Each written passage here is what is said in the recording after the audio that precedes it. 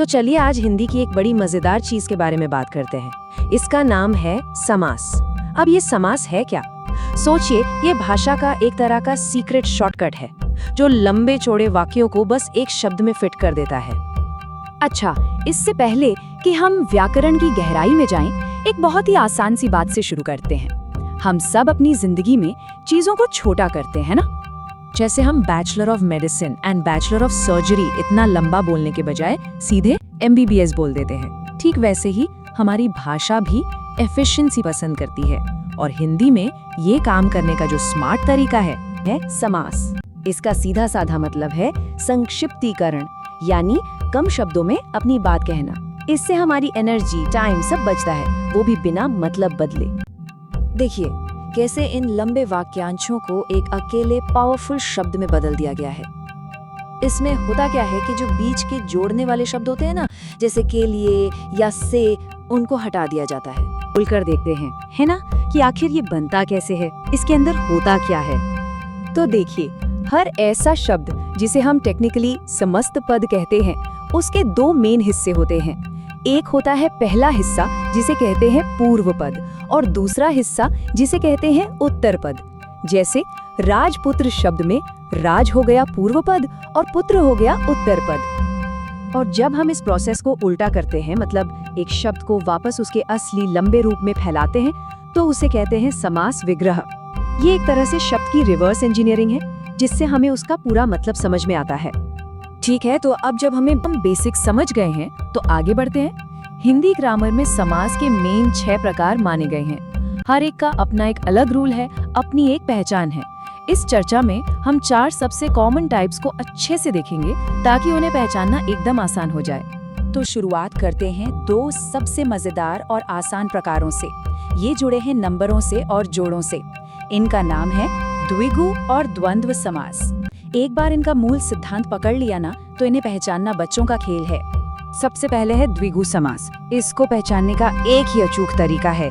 इसका पहला पद यानी पूर्व पद हमेशा एक संख्या होगी, एक नंबर। ये किसी ग्रुप की बात करता है, पर फोकस हमेशा उस नंबर पे रहता है। उदाहरण देखिए, एकदम साफ हो जाएगा। नवरात्र में नव यानी 9, चौराहा में चौ यानी 4, तिरंगा में ती यानी 3, और दोपहर में 2।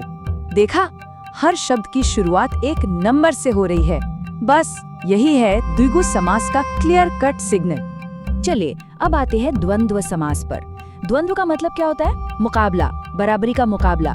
इस समास में भी ठीक ऐसा ही होता है। यहाँ कोई पद बड़ा या छोटा नहीं होता। दोनों पद बराबर इम्पोर्टेंट होते हैं, दोनों प्रधान होते हैं। जैसे माता पिता, क्या कोई एक ज्यादा जरूरी है? नहीं, दोनों बराबर हैं। अच्छा, इसे और डीप में समझने के लिए इसके 3 छोटे छोटे प्रकार भी हैं। पहला है वैकल्पिक, जिसमें उल्टे अर्थ वाले शब्द आते हैं, जैसे पाप और पुण्य। दूसरा है समाहार, ये एक पूरे ग्रुप को दिखाता है। जैसे जब कोई कहता है दाल रोटी, तो उसका मतलब सिर्फ दाल और रोटी से नहीं, बल्कि पूरे खाने से होता है।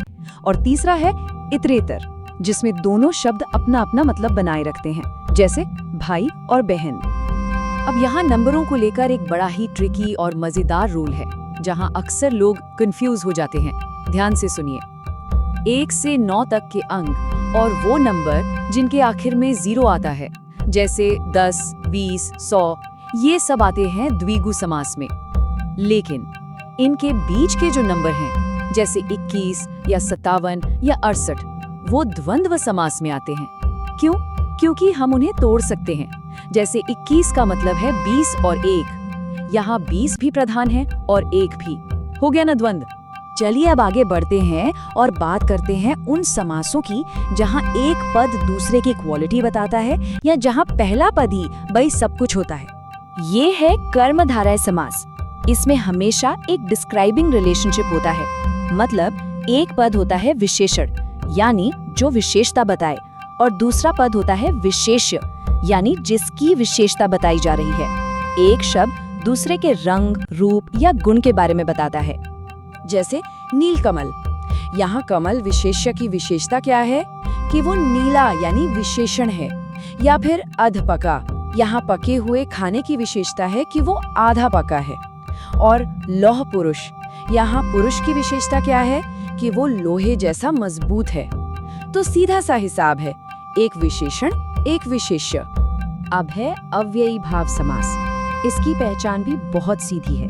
इसमें पहला पद ही मेन होता है, वही पूरे शब्द का मतलब तय करता है। और ये पहला पद अक्सर या तो कोई उपसर्ग होता है, जैसे यथा, आ, प्रति, या फिर एक ही शब्द को 2 बार रिपीट किया जाता है।